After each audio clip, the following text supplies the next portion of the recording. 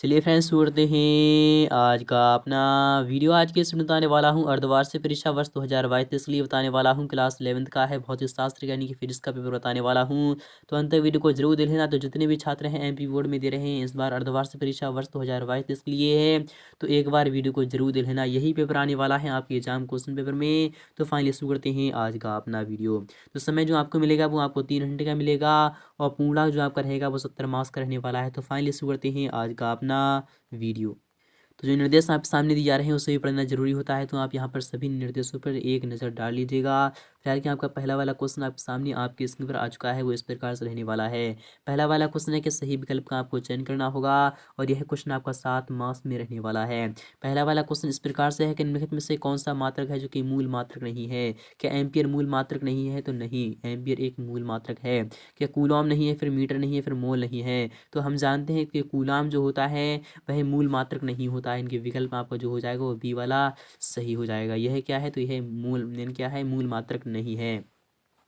Second वाले अगर question की बात करें वो इस प्रकार से है कि संख्या 0.01300 में सार्थक अंकों की संख्या है वो कितनी है। तो यहाँ पर बात करें, यहाँ पर जो सार्थक अंकों की जो संख्या है वो यहाँ पर कितनी दिखाई दे रही है। तो सार्थक अंकों की यहाँ पर संख्या जो है वो आपकी 3 दिखाई दे रही है।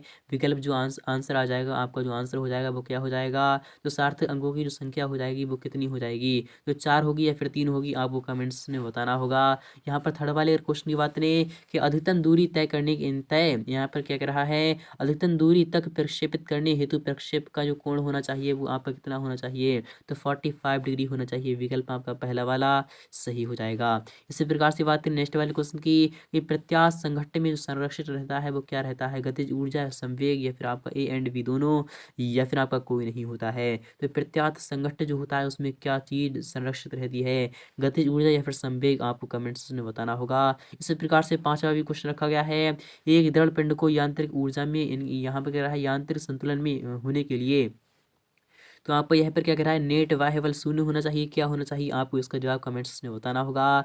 यदि आपको फुल्ली सोल्यूशन चाहिए तो आपको कमेंट्स में लिखना होगा फुल्ली सोल्यूशन। मैं आपको नेक्स्ट पार्ट में फुल्ली सोल्यूशन बहुत जल्द प्रोवाइड कराऊंगा।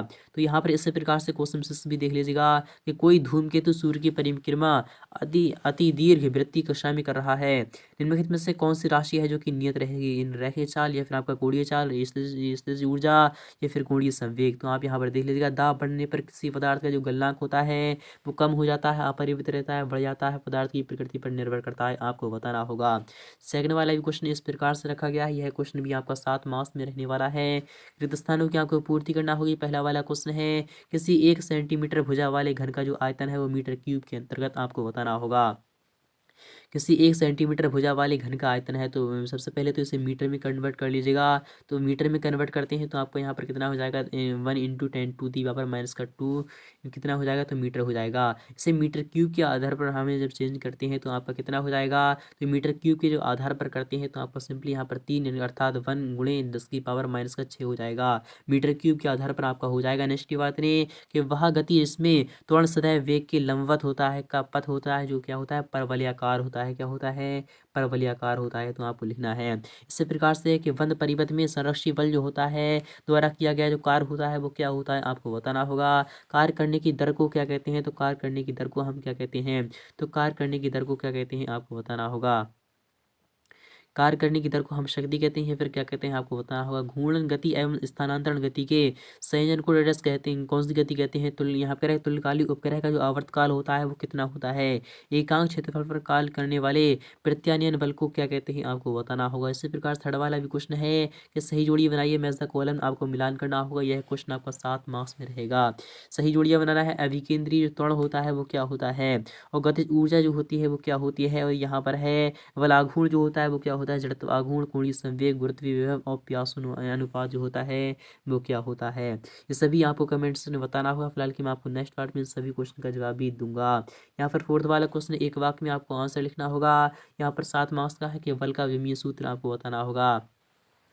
किसी सदिश एक ही दिशा में एकांक सदिश आपको बताना है। जब जब यहाँ पर जब बल और विस्थापन के मध्य अधिक कोण हो तो कार्य की प्रकृति कैसे होगी आपको बताना होगा। स्प्रिंग नियतांक का मात्रक आपको लिखना है।